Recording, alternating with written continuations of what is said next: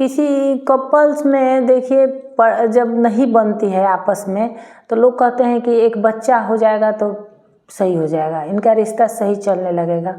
मैं तो ये मानती हूँ, अपने एक्सपीरियंस से ये मानती हूँ कि बच्चे जब आ जाते हैं तो और भी लड़ाई झगड़े होते हैं।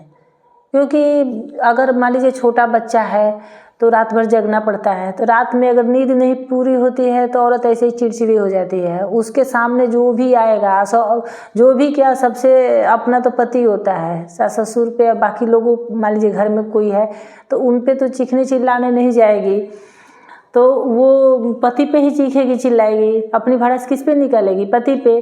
और पति पे जब भड़ास निकलेगी तो पति तो सोचता है कि अरे तो मैं तो क्या देख के इसको लाया, ये तो क्या निकली, ये तो कितना राक्षसीन है भाई, कितना चिल्लाते रहती है दिन भर।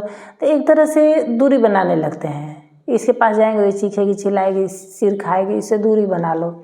तो मैं तो यही एक्सपीरियंस की हूँ कि दूरी बनाने लगते हैं।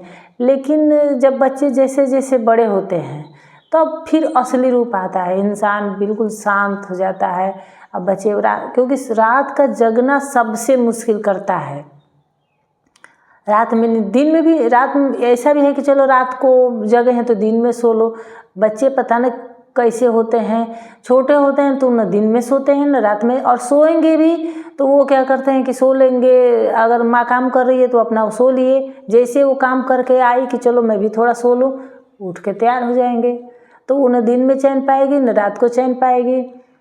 तो यही बहुत अक्सर इसमें ऐसे बहुत होते हैं कि पति कहीं दूसरे कमरे में जाके सोने लगे, भाई उनको काम करना है, दिन भर बाहर जाना है।